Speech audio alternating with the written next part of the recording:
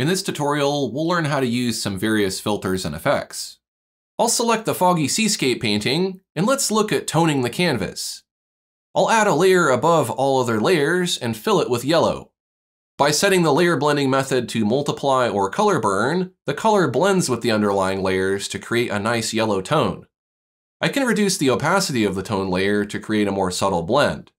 If I don't like the yellow tint, I can change it to another color by filling the layer again. I can also try the overlay mode and some other colors.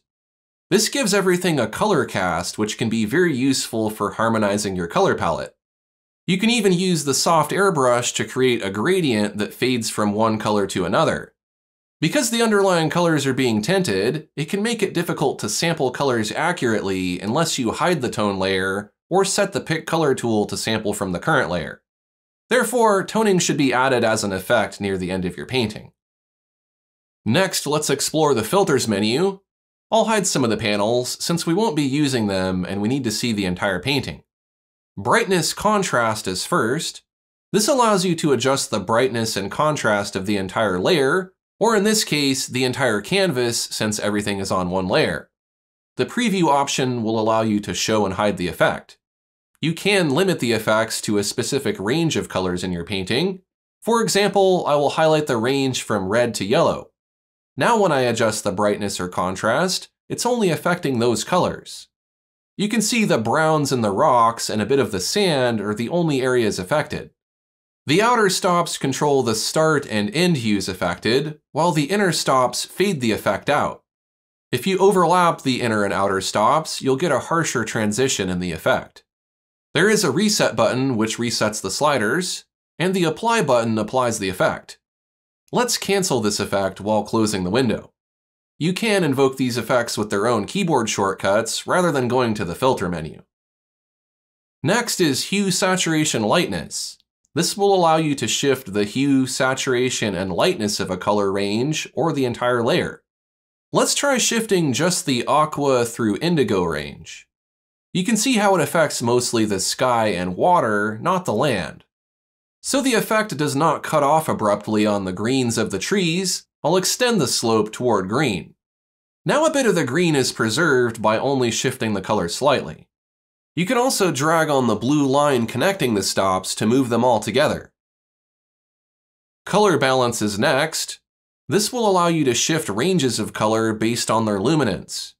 For example, I can select from the midtones, shadows, or highlights, then shift toward or away from certain colors. This can be useful for correcting color cast or adding it. As you can see, I can warm or cool the artwork or add effects. And again, I can limit this to a specific color range. I can also preserve luminosity to prevent the brightness of a color from being changed when I shift it. Similar to how we tinted the composition earlier in this lesson, we can add a color filter to overlay a color on top of the image. The key difference is that while adding the tinting on a separate layer allowed us to apply the tinting non-destructively, this method will permanently change the color of the affected layer. The strength slider works essentially like opacity. Another difference is that color filter covers the underlying layers opaquely rather than preserving the contrast.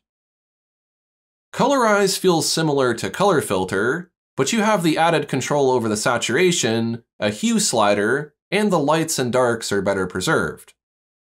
Desaturate will remove all color from the layer or a range of colors. You can even fine-tune the brightness of each color channel in the painting. This can be useful because the contrast of the hue has been discarded, so it can be difficult to distinguish objects from each other in the scene. By adjusting a particular value, you can add, remove, or correct the contrast.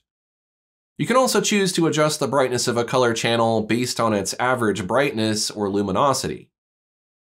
If you want to make white black and black white, then inverting the colors is the way to go.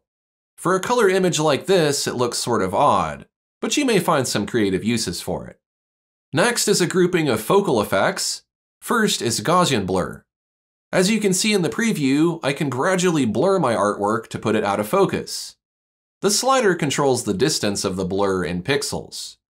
Just as well, I can create a new layer, draw something black on it like an old tree trunk, and apply the blur to that. Now it looks like there is some focal depth in my painting. I'll delete that extra layer. We can also apply a lens blur.